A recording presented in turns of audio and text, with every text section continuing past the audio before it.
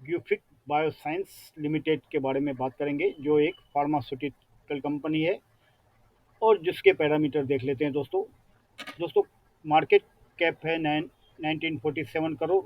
Stock का P है 22.7, जो इंडस्ट्रीज का पी 22.1 है, तो उसके बराबर है। और आर है दोस्तों 46.3। ये बहुत ही अच्छा रेशियो है इसका, आर का, रिटर्न ऑन कैपिटल एम्प्लॉयड। अगर 46 है तो ये बहुत अच्छी बात है। और साथ में डेब्ट टू इक्विटी रेशियो दोस्तों 0.24 है, जो हम 0.5 के नीचे सिलेक्ट करते हैं, तो ये उस कैटेगरी में आता है। तो ये भी एक अच्छी बात है। करंट प्राइस दोस्तों उसका 201 चल रहा है। और बुक वैल्यू 27.8 है, जो 7.23% होता है प्राइस टू बुक वैल्यू। ये थोड़ा महंगा गिना जाएगा, लेकिन दोस्तों उसके साथ उसके दूसरे पैरामीटर बहुत अच्छे हैं, जिसकी वजह से मैंने आपके साथ ये शेयर कर रहा हूँ। आर है दोस्तों, रिटर्न ऑन इक्विटी 43.3, और प्रमोटर होल्डिंग है 75%। ये साल का उसका हाई है 290 और लो है 170। और डिविडेंड येल्ड है 0.05%। फेस वैल्यू है ₹1 वाला। और अर्निंग पर शेयर 8.84। तो ये सब चीज़ें उसकी फंडामेंटल है, जिसमें खास करके प्रमोटर होल्डिंग ये बहुत अच्छी चीज़ है। डेब्ट टू इक्विटी रेशियो बहुत अच्छा है।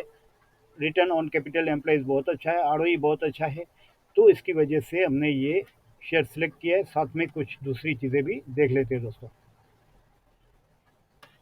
Company has deliver good profit growth of 60.4% CAGR over last 5 year.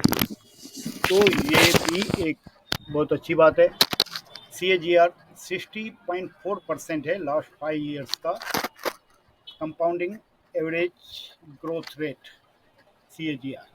Company has a good return on equity ROE track record, 3 years ROE 34.2। 3 साल का ROE दोस्तों 34.2 है। ये भी बहुत अच्छी बात है। डेब्टर डे है इम्प्रूव फ्रॉम 89.1 टू 71 डेज। ये भी अच्छी बात है। अगर डेब्टर डे कम हो रहे हैं तो अच्छी बात है। साथ में एक नेगेटिव पॉइंट्स जो मैंने आपको बताई, स्टॉक ट्रेडिंग है 7.23 टाइम्स इट्स बुक वैल्यू। मतलब ये थोड़ा बुक वैल्यू उसका महंगा है, क्योंकि 27.8 बुक वैल्यू है और अभी वो 200 में चल रहा है, तो इसका बुक वैल्यू रेशियो निकलेगा 7.23।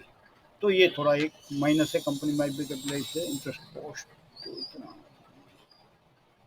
अभी दोस्तों पीर ग्रुप के साथ देख लेंगे। पीर ग्रुप देखेंगे तो ये सन फार्मा, सिप्ला, डॉक्टर रेड्डी, टोरेंट, ये सब के कंपेयर में देखेंगे तो ये 22 का पी है उसका, और दूसरे के लगभग 40-30 के अराउंड ये है रेशियो है।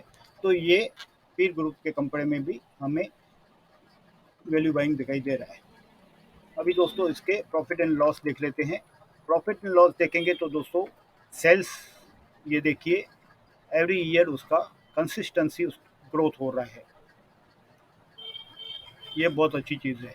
ऑपरेटिंग प्रॉफिट मार्जिन 9% थे, अभी वो 19%, लगभग डबल हो चुके हैं।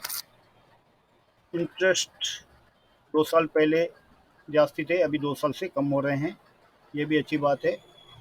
नेट प्रॉफिट बढ़ रहा है 2 साल से कंटिन्यूस, बहुत अच्छा बढ़ रहा है। ये बहुत अच्छी बात है। अर्निंग पर शेयर उसके हिसाब से बढ़ेगा, तो ये भी बढ़ रहे हैं। तो ये बहुत अच्छी चीज़ है। कंपाउंडिंग सेल्स ग्रोथ 10 ईयर का 25, 5 ईयर्स का 26, 3 ईयर का 30, ये बहुत अच्छी चीज़ है। कंपाउंडिंग प्रॉफिट ग्रोथ 10 ईयर का 51, 5 ईयर्स का 60 और 3 ईयर्स का 64, ये भी अच्छी बात है। स्टॉक प्राइस CAGR 10 ईयर्स का 38, 5 ईयर्स का 23, 3 ईयर्स का 54%। तो ये सब मुझे अच्छे लग रहे हैं। 10 ईयर्स का 32, 5 ईयर्स का 34, 3 ईयर्स का 34, लास्ट ईयर का 43 रिटर्न ऑन इक्विटी। तो ये सब चीज़ें अच्छी लग रही है, इसके लिए मैं आपके साथ ये शेयर कर रहा हूँ। साथ में यहाँ पे देखिए बैलेंस शीट में रिजर्व देखेंगे तो कंसिस्टेंसी बढ़ रहे हैं। बोरोइंग उसके कम हो रहे हैं लास्ट 2 साल से।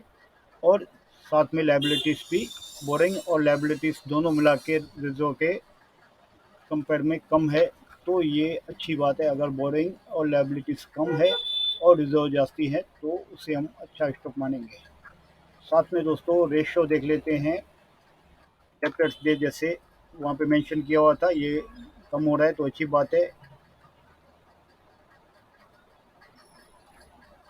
ROC दोस्तों अभी बढ़ रहा है, 46 लास्ट ईयर का बहुत ही अच्छा रेशियो है ये। प्रमोटर होल्डिंग बहुत अच्छा एक, ये देखिए 65.75 उनकी 21 में थी, जो जून 20 सॉरी सितंबर 21 में 75.48, मतलब 10% से जास्ती उन्होंने प्रमोटर होल्डिंग बढ़ाई है। जो मैक्सिमम अभी लिमिट है प्रमोटर्स की 75, तो मतलब प्रमोटर्स का अपनी कंपनी में बहुत ही अच्छा विश्वास है, जिसकी वजह से वो अपनी होल्डिंग बढ़ा रहे हैं। साथ में FIs भी अपनी थोड़ी थोड़ी होल्डिंग बढ़ा रहे हैं, यहाँ पे देखिए दिखाई दे रहा है आपको। DIs भी दोस्तों, DIs ने अपनी होल्डिंग कम की है, 8.71 से अभी वो 1.13 है, मतलब 6-7% उन्होंने कम की है। लेकिन वो पोजीशन प्रमोटर ने ली है तो वो उसको अच्छा मानेंगे। प्रमोटर्स के पास पोजीशन होनी चाहिए या FIs या DIs के पास, तो उसको हम अच्छा मानेंगे। अगर प्रमोटर के पास है तो बहुत अच्छी बात है। तो ये पब्लिक के पास जितना कम हो उतना अच्छा है, क्योंकि अगर पब्लिक के पास बहुत होल्डिंग होती है तो वो सेलिंग प्रेशर आता है ऊपर की लेवल से। तो ये सब चीज़ें देखते हुए हमें ये कंपनी बहुत अच्छा दिखाई दे रही है। और साथ में उसको हम प्राइस एक्शन पे एक बात नोट की है जो आपके साथ शेयर करेंगे। ये देखिए दोस्तों, प्राइस एक्शन पे अगर देखें तो प्राइस देखिए, ये ऊपर गया, नीचे आया, फिर ऊपर गया, फिर ऊपर गया, फिर नीचे आया। लेकिन उसको अगर हम एक यहाँ पे देखेंगे, RSI जो रिलेटिव स्ट्रेंथ इंडेक्स इंडिकेटर है, वो उसमें स्ट्रेंथ दिखाई दे रही है। प्राइस नीचे आ रही है लेकिन RSI नीचे नहीं आ रहा है। तो ये बहुत अच्छा एक इंडिकेट कर रहा है कि स्टॉक में स्ट्रेंथ है। और दोस्तों अगर जब प्राइस नीचे आ रहा है तो वॉल्यूम ड्राइव हो रहे हैं, तो ये भी एक अच्छी बात है। प्राइस नीचे आती है और वॉल्यूम ड्राइव हो रहे हैं, मतलब नीचे की प्राइस में कोई सेल नहीं करना चाहता है, तो ये एक अच्छी बात है। ये स्टॉक लग रहा है कि शॉर्ट टर्म में अच्छा रिटर्न देगा। फर्स्ट ये जो उसका 230 के आसपास उसको क्रॉस किया, तो फिर 235 के आसपास फर्स्ट है, और सेकंड है दोस्तों 250, और अल्टीमेट उसके टारगेट 290 के हैं। तो ये सब पैरामीटर्स देखते हुए मुझे ये अच्छा दिखाई दे रहा है। साथ में RSI इंडिकेटर भी उसको सपोर्ट कर रहा है, स्ट्रेंथ दिखा रहा है। इसके लिए मैंने आपसे शेयर किया है ये। और दोस्तों इसके साथ मैं आपको ये कंपनी का साइट पे लेके चलता हूँ। सॉरी दोस्तों, आपको भी 75th इंडिपेंडेंस डे की हार्दिक बधाई हो। और एक साथ में एक बैड न्यूज़ है, राकेश झुनझुनवाला जो स्टॉक मार्केट के किंग, वो कल उनकी मृत्यु हो गई है। उनको हम श्रद्धांजलि देंगे और उनकी आत्मा को शांति मिले, ये प्रार्थना करेंगे प्रभु से। तो दोस्तों वो एक ऐसे व्यक्ति थे जिन्होंने मार्केट को पहचाना था और मार्केट में उन्होंने अपनी पहचान बनाई थी। तो दोस्तों अभी हम देखिए, ये उसके प्रोडक्ट्स हैं,